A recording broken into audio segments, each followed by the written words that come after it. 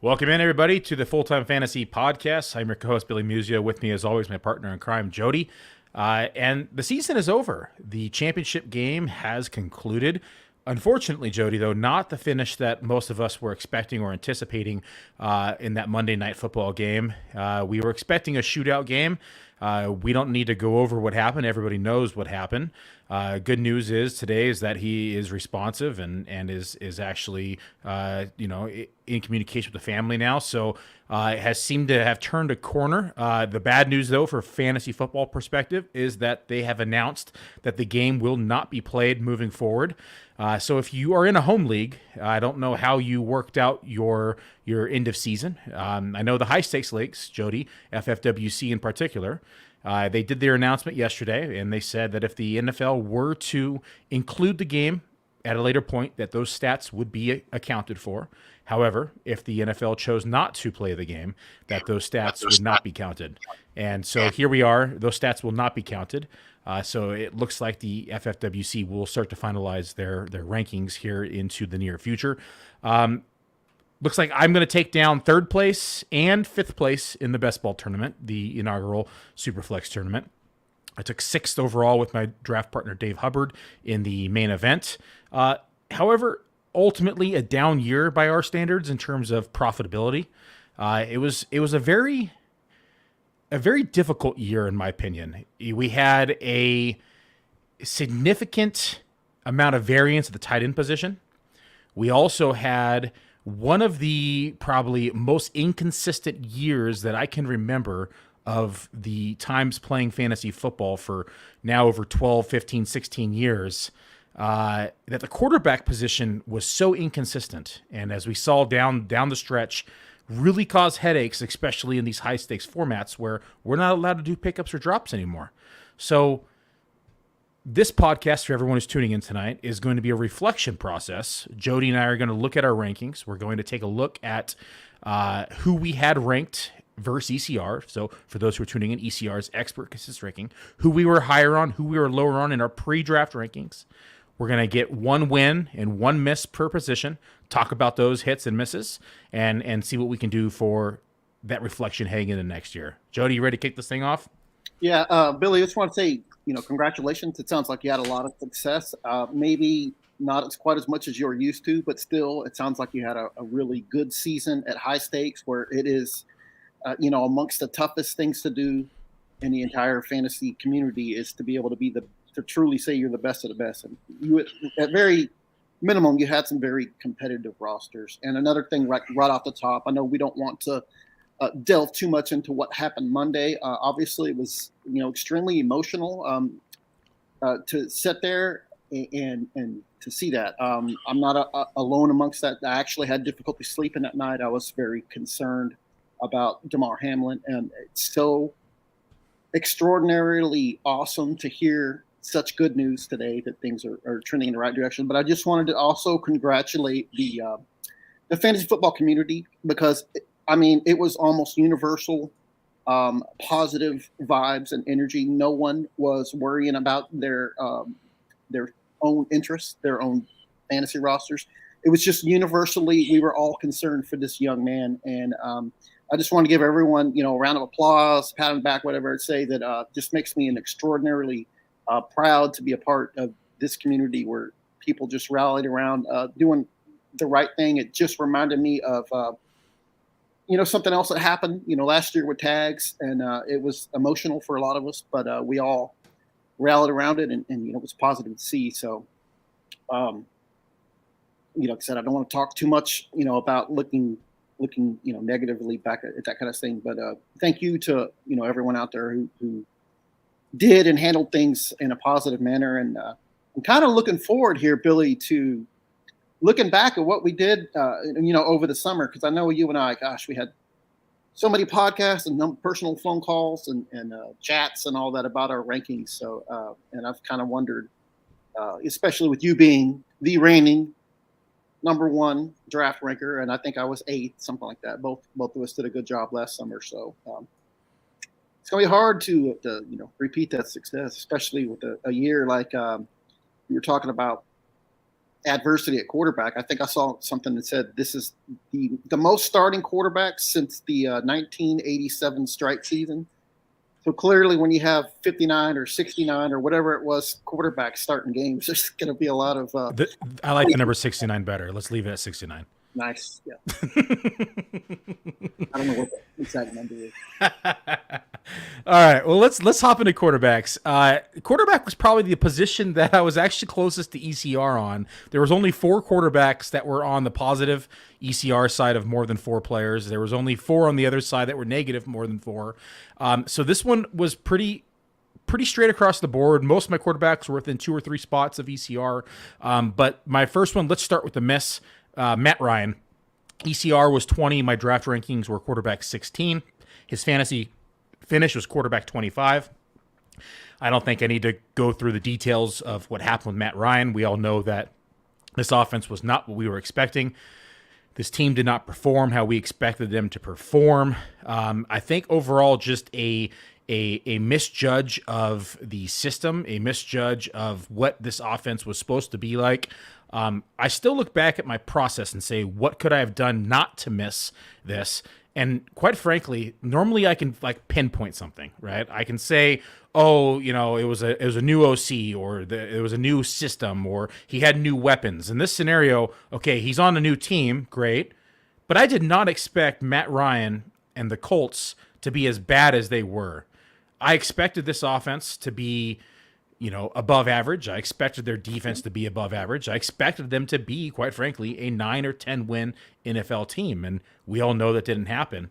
But almost a 9-spot miss in terms of rankings to fantasy finish. Not a good miss for me for fantasy purposes, especially. With Matt Ryan, Billy, it's the same for me. I'm actually 1 spot higher on Matt Ryan than you. And you look back at last year's Falcons team, and you saw a team that was, in need of a refresh and all that. There weren't really blatant, obvious signs that Matt Ryan was just going to fall off of a cliff. So we thought, you get him behind Frank Reich, a bit of a quarterback whisperer, and he can salvage things. The Colts have the best running back in football. They had some talent at wide receiver, and we thought Indianapolis defense was going to be better. So I believe in our preseason pick, we probably picked the Colts to win that division. So we were expecting a competitive team, and we thought that the Matt Ryan that we saw last season in Atlanta probably could be, a pretty average fantasy quarterback. So yeah, it's the same thing. I was thinking that same thing before we went on the air. Like, what part of my process did I miss? So maybe I need to dig a little deeper into some Pro Football Focus numbers and see, like, what it was that we missed on. But after results here, I think Matt Ryan's done. We're not going to have to worry about missing on him again this year. But, as far as what your process or what your errors were, I can't tell you, because we had a very similar outlook on the situation. There's more than a couple guys, and this has happened throughout the season, because you and I approach things pretty much the same every weekend. Every Saturday and Sunday, we're kind of on the same wavelength of what we're looking at. That's why our rankings sometimes are pretty similar. And obviously, last season, even before we teamed up here at Full Time Fantasy, clearly we were kind of close in the way we looked at things. So I mean, I guess I take some solace in the fact that you were high on him too. But yeah, you just sometimes you just have to take your L's, maybe reevaluate the process, move forward. That's what you can do. My hit at quarterback, unfortunately, it was so late in the draft that he was undrafted in most spots. But Mac Jones, ECR was 23. My pre-draft ranking was quarterback 27. His fantasy finish, Jody, ding, ding, ding, quarterback 27. So hit it on point. Mac Jones, this offense just was exactly what I thought it was going to be, quite frankly. Not a lot of pass attempts. He was number 17 in the league in pass attempts. He only had 402 pass attempts. Team pass plays per game, which is only 31.4 per game. That's quarterback 23. Red zone attempts only 36. That's quarterback 28. So this offense was kind of exactly what I thought it'd be. I thought it was going to be a run first offense. I thought they were going to be kind of bring it back to old school football. They were going to be relying on their defense, relying on their running back core, which is exactly what we saw here on this Patriots offense. we did see him pass the ball a little bit more at times in this season. I think that as he kind of progresses and he gets more comfortable in the NFL, we'll start to see him play a little bit more and a little bit more and a little bit more. That being said, Belichick knows the strengths and weaknesses of all his players, and I think he knows that Mac Jones just really isn't quite ready for 36, 40 attempts per game at this point in his career. Will he get there? Possibly, but I was happy to see that my preseason analysis landed exactly where his season-ending rankings were. And I'm, again, one spot away. I was one spot higher on Mac Jones. I had him as 26. You said the DCR was 23, so in the right direction there. I will add the caveat that he did miss 3 games. So perhaps if he stayed healthy, he moves up a little higher, closer to that 23, maybe even into the top 20. I don't know, but that's the way things played out. Real quick for me, it's funny, the guys I was higher on are towards the end. Like Geno Smith, I had as 30, where his ECR, he was actually 33. I guess a lot of people were thinking Drew Lock was going to win that job. I don't know. I didn't, because Drew Lock was somebody I was extremely low on. And Jacoby Brissett I had as 31, which was 4 spots higher. But when I'm looking at guys that Billy, that I kind of hit on, it's generally the guys that I was lower on. Like I was lower on ECR than Tua. Probably the biggest one, and our good friend Bradley and I had a bet going here, which I don't have the heart to take because this is kind of not fair. But Jameis Winston, Bill, you and I talked numerous times about all the red flags that I had with Jameis Winston this year. I didn't want anything to do with him. Now, granted, he pretty much was hurt and didn't play all year, but when he did, it wasn't great, and I didn't want anything to do with him. And I won't say I got into some Twitter spats about Jameis Winston, but there were definitely Jameis believers. But you take Sean Payton out of that mix, and that was the biggest thing to me. And I walk away rewarded because, like I said, I didn't have Jameis anywhere, even as a QB2 in any super flex leagues, because I was wary of him. So looking at running back, I had a lot of hits and a lot of misses in this category. I'd say the majority of them, though, were actually on the hit side. I think running back is typically one of the areas I do well in terms of pre-draft rankings and weekly rankings. The biggest miss, though, for me was Kenneth Walker.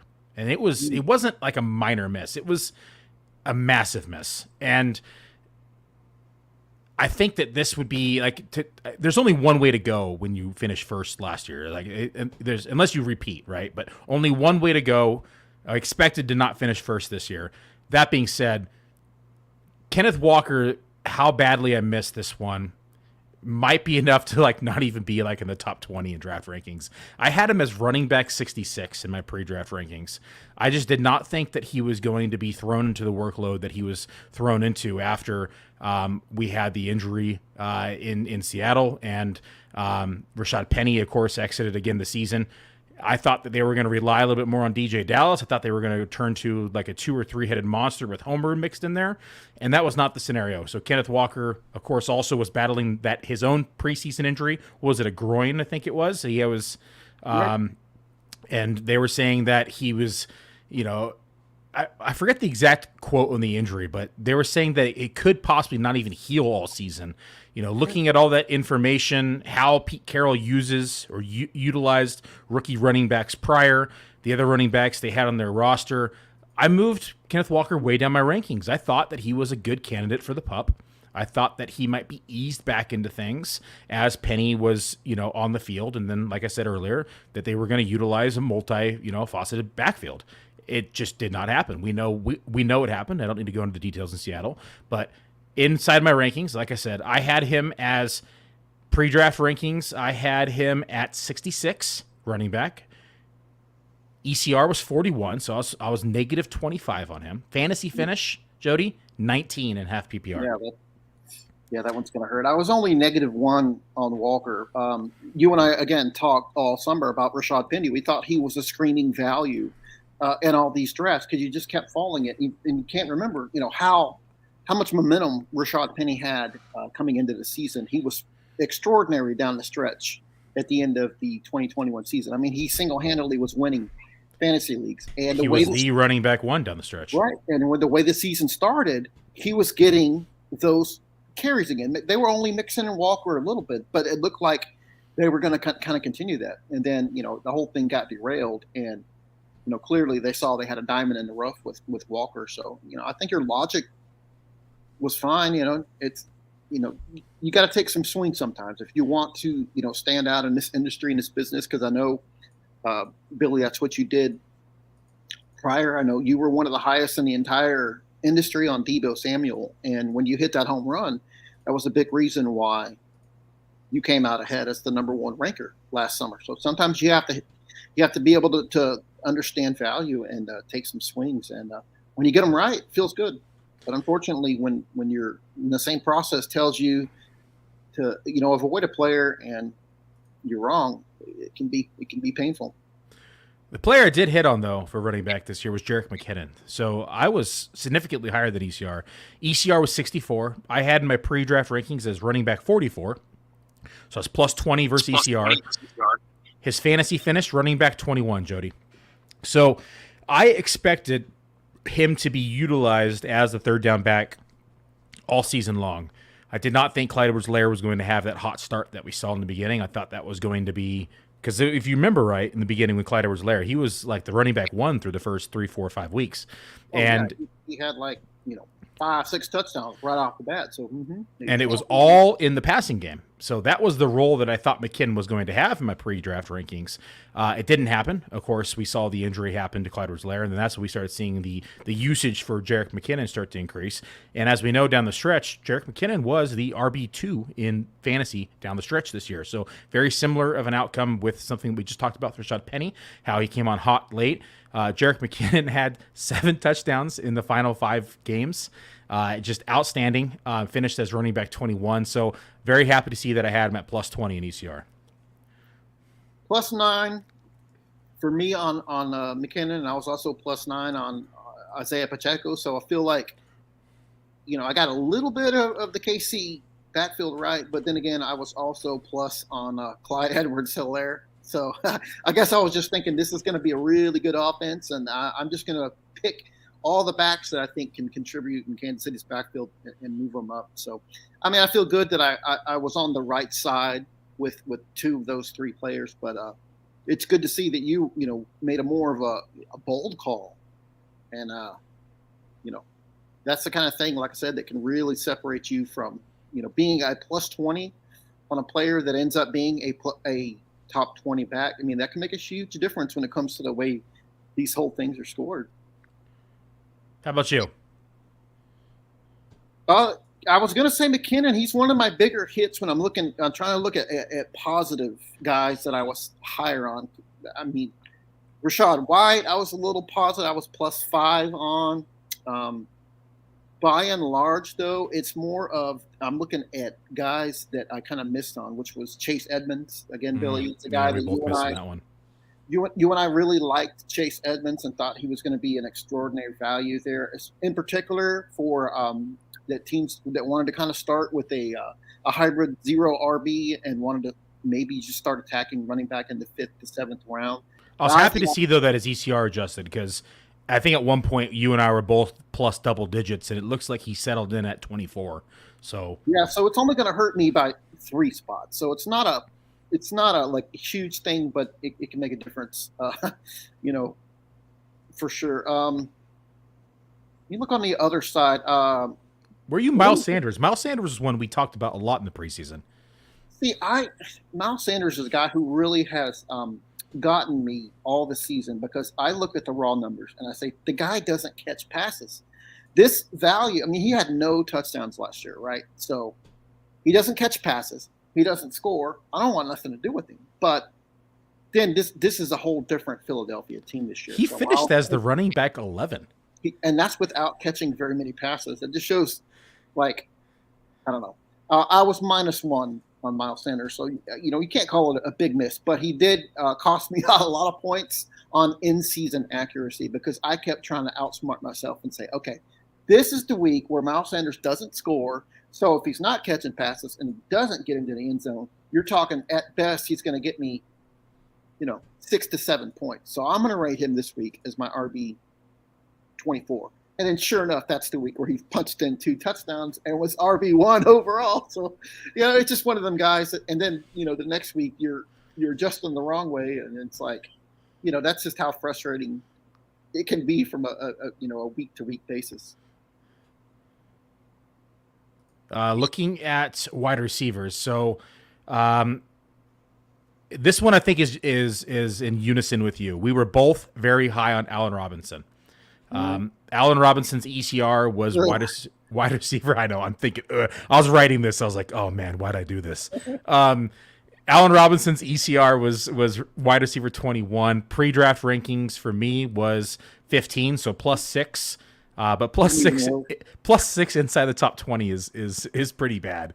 And then his wide receiver finish was 81. Of course, he left the season injured, which didn't help his cause or his numbers at all. But that's a pretty big miss on both of our parts. What do you think just went wrong for us here? Was it Allen Robinson himself? Was it the chemistry with Stafford? Was it the offense? Because preseason, it's probably Billy, that Stafford injury that just popped up. If you'll remember, like after everyone had already drafted, it was like all of a sudden right before week 1, Stafford's got this injury that could linger into the season. Then it was like, oh no, we've already drafted, we've already done all these things. So at that point, you're already pot committed. So I think ultimately, because no one was expecting the Rams to drop off from Super Bowl champs to out of the playoffs in November. Yeah. And, it completely torpedoed everything. And wide receiver, looking at my draft record, it's going to be painful because I'm looking at guys, Michael Pittman, I'm +3. Keenan Allen, I'm plus on. Allen Robinson, +8 as my wide receiver 13. That's just brutal. Hollywood Brown as my wide receiver 18, I'm +5 on. Darnell Mooney, my wide receiver 21, I'm +4 on. That's brutal. I mean, it's gonna be a rough, draft year with wide receiver, and it just most of those guys that I just mentioned have missed a significant portion with injuries. Michael Pittman, that was just let's just blame Matt Ryan for that. We talked about him, a few minutes ago and how he kind of torpedoed the entire Indy offense. But on a positive note, Billy, and this is one you should probably hit on here, is I was higher on DJ Chark because of after a couple of conversations we had. So I'm just curious of how high were you ultimately on Chark? I was wide receiver 47 +14, Beautiful. But because of his missed time, he's not going to hit it because he finishes wide receiver 72 because he missed. Yeah, that's unfortunate, but you should still. What I'm trying to say is, you should take credit because when he was active and in lineups, he was great. He's the kind of guy. I feel like if DJ Chark had stayed healthy, he would have been right up there, maybe even top 30. Yeah, I think he was definitely like a back end wide receiver 3 had he stayed healthy. But unfortunately, that injury is going to derail the ranking. The receiver that I was actually like the most accurate on was Sky Moore. So ECR was 52. I was -34. Ooh, 52. 52 was ECR on Sky Moore. And you remember, right? We both were just didn't like the situation. They went out and they got Juju, they got MVS, right? The writing was on the wall from a playing time perspective. ECR 52. You nailed that one. I remember 86 is where I had him ranked. So I was -34 on him. You still weren't even low enough, huh? wasn't even close. That's the funny part. I was -14 on him, but yeah, I remember you talking about Sky Moore, and when we did our rookie scouting profiles, you didn't want anything to do with him, and kudos. And it wasn't about the player; it wasn't about the talent. For me, it was just the situation, and he finished wide receiver 122. Was where he finished on the season. About him being, a small school guy in the transition, but but you hit on what was most important there is that he went to a veteran team with a crowded receiver room, and what's interesting about when you look at the Chiefs is how many routes and how much playing time Justin Watson got. And you wouldn't think so because he ultimately wasn't doing everything every week. Like when you look at Billy, when we analyze snap counts, don't you notice every week that Justin Watson's running like 60, 75%? There was weeks he was in the 80s. Right. And he's not just like, what is he doing? He's just, I guess he's their designated deep guy, and he's just running deep. But that's why, sometimes he's getting his cardio in, Jody, getting the cardio in. That's why they can be deceiving in this, because you see a snap right, and it's an awesome offense. So I want something to do with him, but week in, week out, Justin Watson wasn't. Well, that was like DJ Moore. You looked when I was looking at snap counts, and I remember I was prepping for a podcast. I think it was on Fantasy Pros when I guest appeared on them before Thanksgiving, and that week he had the highest snap rate in the NFL at receiver. He was above Justin Jefferson. He was above Cooper Kupp in active games. It was like 98%. It's like, holy shit, that's a lot of cardio, because he wasn't scoring any fantasy points at that point. And who would have thought that it was Sam Darnold that was the missing piece to fixing DJ Moore? It was the slot too. They moved him back to the slot. Yeah, it's the combination of those two things. And it's because Sam Darnold, can't hit anything else but the slot. But that's a whole nother topic, another day of discussion. But yeah, definitely unlocked him there. How about your hits and miss at receiver? I was pretty high on Ben Skowerneck for I had him at plus 34. Nice. But I still had him, basically wide receiver 102. So I still had him pretty low, but I thought there was a chance that he was going to be able to contribute. He finished at 87. Alec Pierce, I had at wide receiver 70. I think that's pretty close to about where he finished at 60. What was ECR in Pierce? Pierce was ECR 81. Okay, so you were plus, what is that, 11? Yep. Nice. That's a good one. Let's see. Misses at wide receiver. Sky Moore was a hit just by default. We just talked about him, though. Mm-hmm. Jalen Waddle. So you and I talk a lot about Jalen Waddle, thinking, because I was lower on Tua coming this year, I was like, there's just no way. You signed Tyreek Hill. I'm not that high on Tua, so there's absolutely no way that Jalen Waddle is going to be able to replicate those numbers. And I was right, because he was actually way better. So that was going to be a big miss for me. His ECR was 19. I was at 25, so I was a -6 on Waddle. And last time I remember looking, he was wide receiver 9 or 10.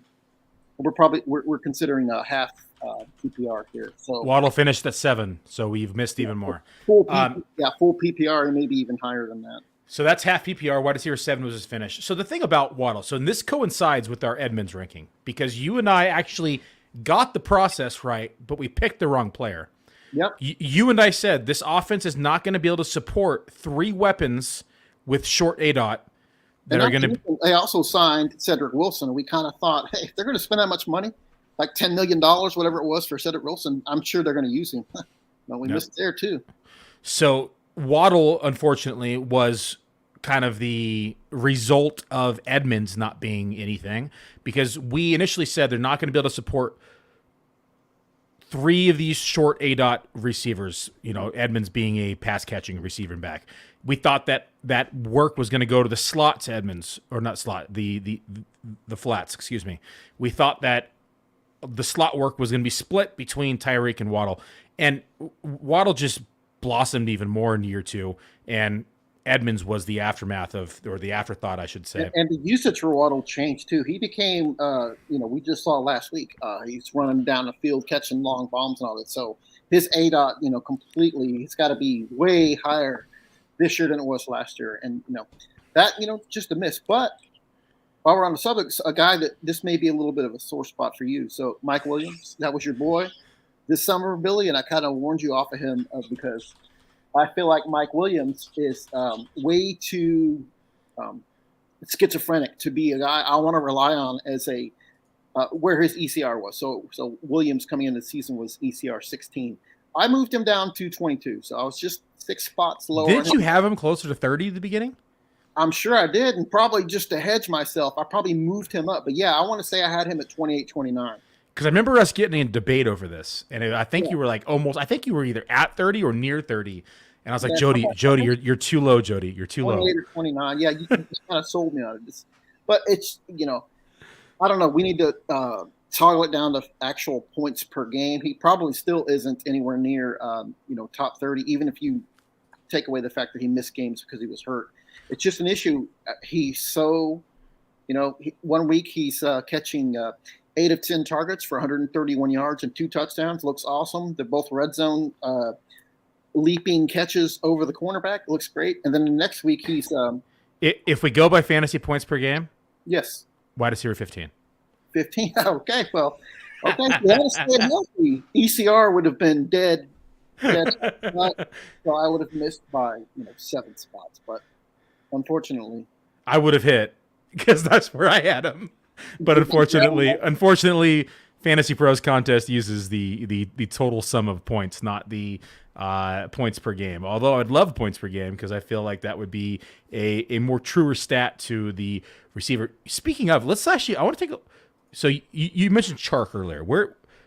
Let's see where Chark was in points per game. What's your guess? I'm not going to look. I'm going to guess. DJ Chark fantasy points per game. I'm going to say wide receiver 30. Okay, I was going to say 33. Let's take a look. Oh, 40. We're close. That's a back end wide receiver 3. Yeah, what's the difference between 30 and 40 though? 2 points. What was my ranking on him again? 47. Not bad. That's pretty close. Okay, that's not horrible. That can be our big thing. Let's switch to, instead of total points. Yeah, we could do the points per game. It takes away injuries. Yeah, exactly. Obviously, there'd have to be some minimum thresholds there. Yeah, yeah. Or else, I'm trying to think. Rashid Shaheed is wide receiver 1. Yeah. I don't think that guy was even on ECR at all. Oh no, I don't think so either. All right. Moving on. Let's look at some tight ends. So this was a position that I could not get this position right in season, but it looks like I was fairly accurate in draft rankings. Don't ask me how, because tight end was just a shit show this year. But let's start with the miss. Brevin Jordan was probably my largest miss. ECR was 26. My pre-draft rankings was 22, so I was +4. Fantasy finish. You want to guess? Brevin Jordan, he's got to be in the 50s. Try again. Lower. It's 68. This was the guy who I thought was going to be the leading tight end targets in Houston. I mean, take that with a grain of salt for what it's worth, but I did not think it was going to be just a complete shit show down there. It really was. I mean, they were using Jordan Akins. They were using anyone with a pulse. Anyone and everyone but Brevin Jordan, apparently. What did you say his ECR was? His ECR was 26. I must have been at ECR because he's not popping up on my report. Okay, well, that won't hurt you as bad then. I was +4, yeah, unfortunately. And he finished as 68. That's just god-awful. I don't even want to look at fantasy points per game. It's probably lower.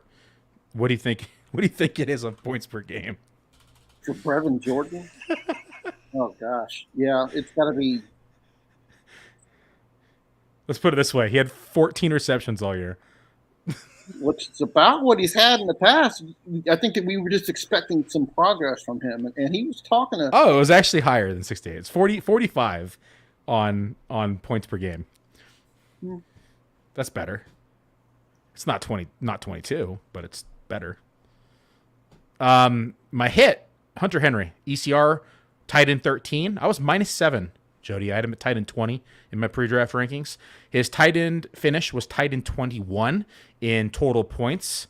While I have this open, I'm going to type in Hunter Henry, and let's take a look at where he finished for his average points per game.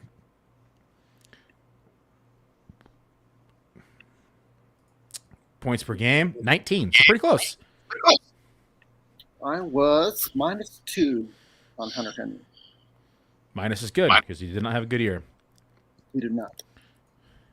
All right, who are your hits and misses? About Taysom Hill. ECR was 45. I had him at 27, so that's a +18. But the thing is, I actually think at one point I had him higher, and I just wanted to hedge it a little bit. I was +19 on Taysom Hill too. Oh, excellent. Yeah, so you're right there. So you had him at 26? Because you and I were counting all the quarterback reps. Exactly. It just became an issue of I actually expected he would act, because you look at Taysom Hill's stats this year. He basically was nothing as a receiver. I expected to be that high on Hill. I was expecting him to come in because remember I was low on Jameis Winston. Yep. So I figured that Andy Dalton, who I was actually significantly higher on, but I think he was my QB 40, so it's not really worth bragging too much about. But I thought Dalton would come in and play, but I thought that he would get benched, and then Hill might come in and play. That's why I was a little bit higher. So Daniel Bellinger, I was plus 12 on. I don't think he's – so I had him as my tight end 25. I don't think he made it quite there because he missed what was it, a month with that eye injury. I feel like if he hadn't missed that injury, that would have been a nice Oh, he would have smashed because he finished his tight end 33. He was another one I had higher. I was at 37. Oh, sorry, ECR was 37. I was at 28. So you were higher than I was. I was plus 9. You were plus 12. He ended up finishing as tight end 33 in total points. Hurst was my boy. I was higher on Hayden Hurst, who I really liked. Trying to look at guys I was higher on that actually worked in my favor, like you said. Since we have Giselle on the podcast, I was officially lower on Robert Tonyan. Just want to throw that out there. If you're watching, yeah, because I'm minus 5 on Tonyan. I'm surprised I didn't come out positive on Evan Ingram, his other boy, because what's funny is Evan Ingram. Why Giselle was having so much trouble with him because Evan Ingram's the top 5 tight end this year. Yeah, maybe he was really slow out the gate. Maybe just wasn't when he was starting his start-sit dilemmas. Yeah, I guess not, because sticking with Evan Ingram would have actually been really, really positive. But of course, like I said, I think that production maybe started in October. So it might have been frustrating in September. Yeah, it was definitely a late bloom for Evan Ingram. It was the talent that we knew that was always there, even since college. He struggled with drops throughout his career, which didn't help. But when they finally started utilizing him as a pass catching tight end, is when we started seeing those stats finally start to accumulate. I got Dawson Knox exactly right. He ended up as tight end 12. That's where I had him minus 2. So nice. Yeah, I had Knox at 14. So. Well, he was looking even lower than that. He just went a nice little touchdown streak at the end of the season to salvage his value somewhat. Yeah, he did. I remember looking at, because I was like periodically throughout the year kind of peeking at these, seeing where I was missing and where I was hitting, and then kind of analyzing the situation live. As a champion, you want to see if you got a good shot at defending your crown. And I'm going to tell people that maybe don't understand, it's extraordinarily hard to win the in-season fantasy rankings because it requires so much work. And the last time before this week, which the final results have been delayed because of Monday Night Football, Billy was number 2.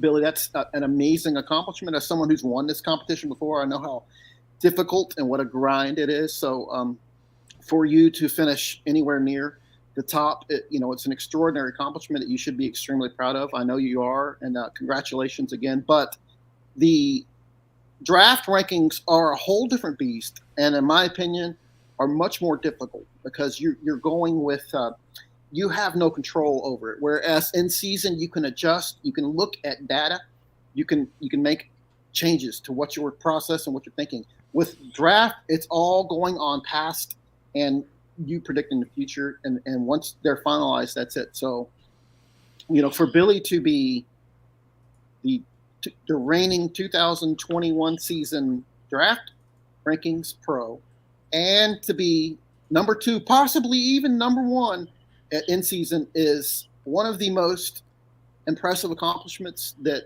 I've ever seen in fantasy football. Thank you, buddy. And Billy, I mean, it's been a pleasure, exchanging ideas as much as we've talked, and to go through this process and to do this so much. I've got immense respect for you as an analyst, because I know how extraordinarily difficult that is, and I know that you're earning it. I know that you're putting in the time and effort every week, because you and I are constantly in communication. The way I look at it is iron sharpens iron, and I don't think that I would be as accurate as I was if I didn't have people like you, people like my draft partner Dave, to bounce ideas off of, to talk about situations, to talk about scenarios in football, to talk about systems, to talk about usage, right?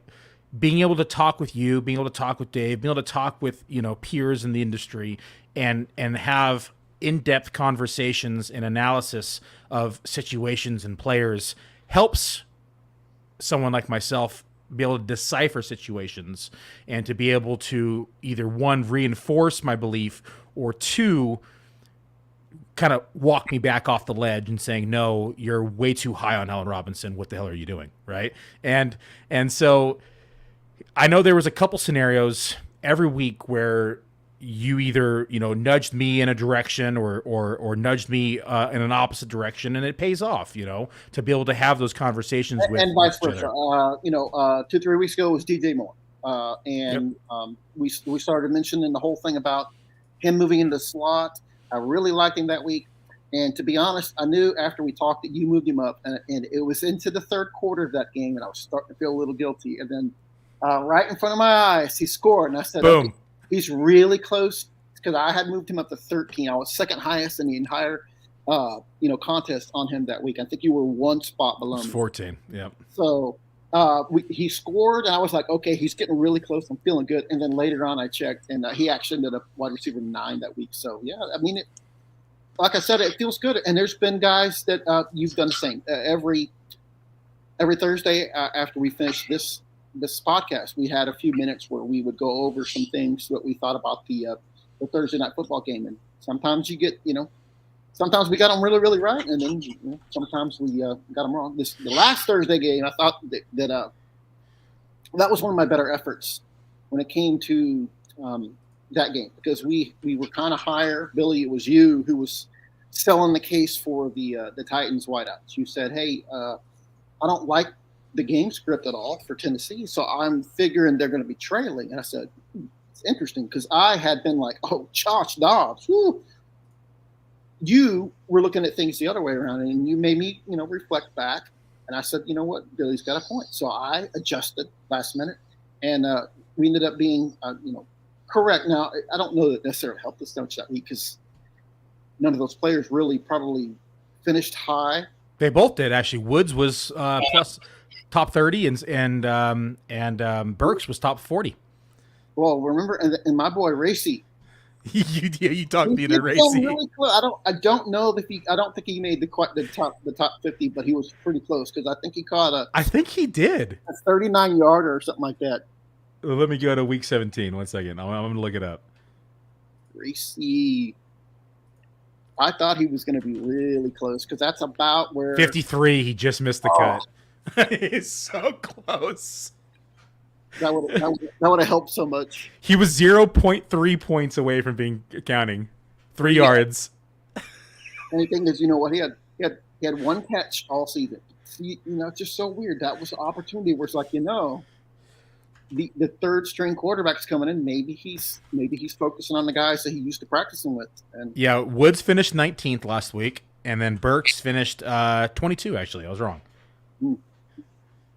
So, and both those guys we were like plus 12, plus 14 on. Well, that's another thing. You said, it's good to have someone to bounce ideas off, and that, sure enough, we had, a few minutes before kickoff last week when we finished this very show, and that's what we did, and we helped each other out. Well, I think that's it, Jody. It's been a pleasure doing rankings with you. We have our Week 18 rankings up if anyone's playing Week 18 fantasy football, or if you want them for DFS, you can use them for DFS. And then starting next week, we're going to start, once we have the actual placements for playoffs, we're going to start doing some drafts and some content for the FFWC and the playoff contest. So if you have not seen those, head on over to the FFWC, go to the lobby. There are 3 contests in the lobby. One is a free event. So if you have not done so, go over to FFWC, get registered, sign up. Utilize and if you don't know the website, if there's no problem, down in the show notes it'll have a link to the draft lobby, so you can just click on that link and it'll take you right to it, and then you can click on that. The free one is you're going to be competing to beat the expert, so you're going to be competing versus me, competing versus Jody, are the 2 experts you're facing, and then bring it on, he says. And then right now, I think there's only like 38 people in there. So it's still filling up. And all you got to do, there's no draft. You're just picking your players for the playoff contest. And then you're going forth from there. The other one is the Maui Madness, which is the winner gets a free trip to Maui, all included. And it's only, I think, $25 to draft, which is cheap. And then you don't have to do it all at once. So there's different weeks.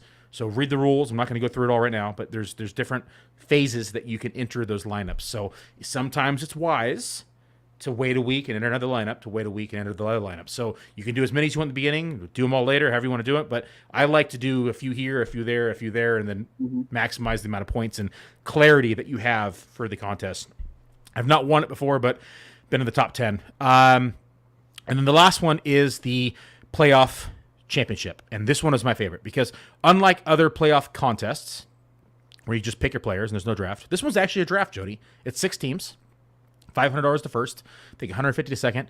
There's a grand prize, of course, up top. I don't have it on top of my head right now, but this one's fun because it's an actual snake draft. You go through and you draft the players, and you try to accurately predict who's going to play the most games inside the contest. Because, of course, if you can hit the quarterback, right, and you get all the games, it's a big deciding factor because you're going to get, 4 games versus or 3 games versus someone's like 1 or 2, whatever it may be. So a lot of fun having those because we all know one of the best parts about fantasy football is the draft. And to be able to sit here in playoffs now and put behind the season, whether it was good or bad, and to get into the playoffs now is a fresh start and a chance to either 1, double down and increase your profits, or 2, get some of those losses back. Squeeze out every ounce of football and drafts and fantasy while you can, because we are only now about 6 weeks away from the depressing time when there's absolutely no fantasy for 6-7 months. So, get every opportunity you can, especially like Billy was saying with this next competition, that you can actually get in there and draft. Because let's face it, it's been a while since we drafted, so it might be fun to knock off the cobwebs and like you just said, $20,000 top prize. $20,000 up top. Yeah, that feels pretty good. That'd be a nice capper to what's been a very chaotic season. The chaos is probably an understatement. We're going to have to do more of these too. I agree. Do more meet the players, Jody. So those were fun. I think we only had a chance to do 3 of them. We picked it up late in the season. I think it's something that we can get back to. I was talking with Chad Schroeder. He might be coming back on the podcast next week. We're figuring out some dates. He might do a draft with me for the playoff championship. We're trying to work out the details, and we'll go from there. But for those of you, again, if you have not done so, inside the podcast notes here on YouTube, go down there, click the Play Fantasy Football Now, and you can go in there, click the link, and get into the draft lobby and get signed up. That's it, everybody. Hope you had a good season. Hope we helped you win a championship, or at least got you there. If we did not help you at all and we ruined your draft, my name is Jody. Have a good night. Good evening.